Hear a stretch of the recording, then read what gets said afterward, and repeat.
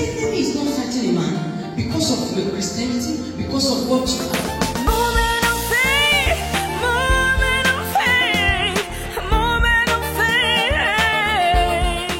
Praise the Lord. This is Faith Tabernacle Intercessory Ministry in a moment of faith. As you listen, may you be blessed today in the name of Jesus Christ. Our topic today says, seeing how big your God is. Seeing how big your God is. We have taken our text from the book of Galatians chapter 6 verse 9. Galatians 6, 9. He said, and let us not weary in well doing, for in due season we shall reap if we faint not. In due season we shall reap if we faint not. He said, and seeing how big your God is, let us not weary. You are about to give birth to something you never seen. Something that is going to catapult you to a new level. Something where people can see the favor of God upon your life. Instead of considering how big your obstacles are, why don't you start considering how big your God is? That's our topic. How big. Instead of considering the situation that is around you, the circumstance around you, what you're going through, the pains, the trouble, the trauma, the persecution, instead of that, seeing how big your God is, that our God is able to see us through in that circumstances, that our God is able to do exceedingly, abundantly, above all that we ask or think. Start considering how big your God is, that your God never lies. That what he says, that's what he do. He's everlasting King. He's the El Shaddai. He's the Elohim. He's the Adonai. He's the mighty man of battle. He's the glorious Redeemer. He's the Alpha and Omega. Start considering that he's the maker of everything. He flung the star into space. He spoke words into existence. Your dream might seem impossible, but know that your God can do. God is God of all possibility. He can do the impossible.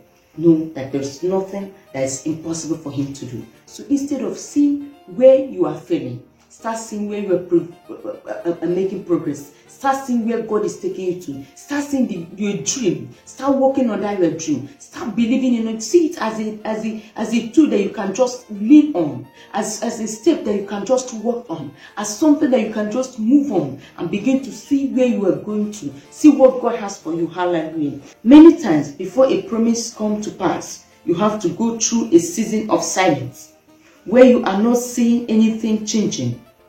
You might be asking yourself question, if what you are doing is even working, if my commitment in the church is making any difference, that you are not seeing anything happen, does not mean that God is not working. He's working behind the scene. That changes is changing that situation, but you can't see. God does much his work in the secret, aligning people into your life. Bringing people that are bound to take you to your destiny, is lining them up into your life. Hallelujah. You can see him protecting you from the danger, but all you can see, what you are seeing is that you are praying and the answer is not coming, and nobody knows what you are going through. But remember, you are in your season of silence. I want you to know that God is working on your behalf. He's working behind the scene. Someone else who is part of your story is bringing that person, is lining that person to your life, and is changing the situation for you in the name of Jesus. When the situation seems not changing, after all what you have done, your effort, God is using the situation to change you. You are growing up, building your patience. Our test today told us how we should not get weary on what we are doing, because he knows he is not giving up on that situation that concerns us. So you just have to. You might be saying, oh, you don't understand.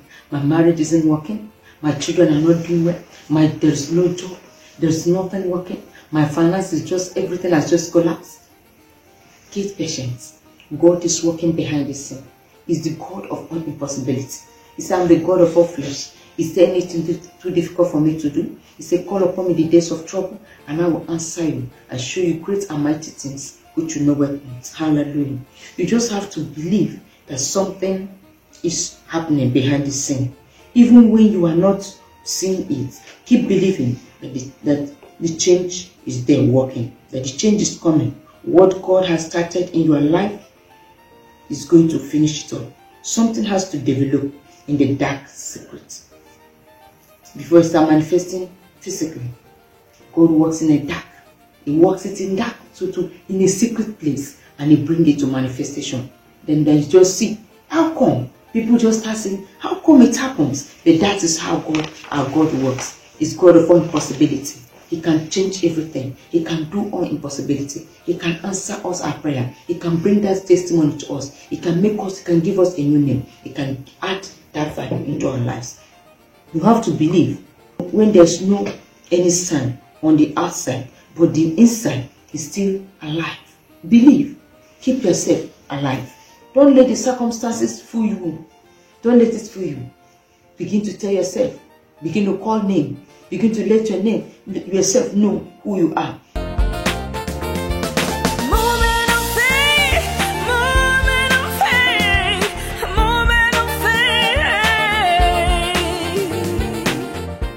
Remember in 2nd Chronicle, Joseph said in 2nd Chronicle, he told us there. Let's go to 2nd Chronicle chapter 20, verse 20. 2nd Chronicle 20. He said, and they rose early in the morning and went forth into the wilderness of Tekoa. And as they went forth, Jehoshaphat stood and said, hear me, O Judah, and ye inhabitants of Jerusalem, believe in the Lord your God, so shall ye establish. Believe His prophets, so shall ye prosper. Believe in God, Lord your God, so shall ye establish. Believe in His prophets, and so shall you prosper. Hallelujah. So always believe that God can do it for you. Believe, don't relent, don't faint. Know that our God is a good God. He can turn that situation around. Keep thanking God, even when you are not seeing this thing manifesting. Keep giving Him praise. Keep exalting Him. Keep lifting Him high. Keep calling Him name. Keep telling Him that you know that He can do it. Keep seeing His faithfulness upon your life. Keep seeing the area where He has already answered you. He has never failed you. He has already proved to you that He's God. Keep seeing that area in your life. And within a short time, you see Him manifesting and proving Himself to you in the name of Jesus Christ. Abraham was a good example of a man that believed in God. Despite the circumstances, he never gave up. In Romans chapter 4, verse 8, verse 20, he said, he staggered not at the promise of God through unbelief, but was strong in faith, giving glory to God. But he was strong in faith, he was giving glory to God. He staggered not at the promise of God. He wasn't moved by what he is saying. Rather, he considered the mightiness of God that you are carrying, the favor of God that would catapult you to a higher ground. Instead of considering how big the situation is, consider how big your God is. He makes the impossible possible. Don't move by what you don't have, what you can't get, but rather be moved by the greater one that is inside of you. Be moved by you know that your God can do it. Be moved by you know that God is all impossible. Be moved by you know that there is nothing impossible for God to do. Sometimes your promise is taking longer than to develop. Still believe that God can do it for you. Still believe that He can do it. It might take long. Know that He's awesome God. Know that He never fails. Know that each time you call on Him, He always answers. Know that He's everlasting King. Abraham should have been complaining. Abraham should have said, oh God, but why would you tell me this? And look at my age now. I'm just getting old. It's not possible. Look at Sarah, my wife. She has just given everything. There's no more hope for us. But why did you say that I can do it? Why I know that I can't? Well, you know that it's not possible. Oh God, she would have been complaining. But rather, the Bible recorded that he staggered not at the promise of God. He always believed. What is that promise that God has told you concerning? What is that thing that has gone ahead of you? What is that thing that you're believing God for? And then they've told you about it, and you know that God can do it for you. And it seems impossible, and you want to give up.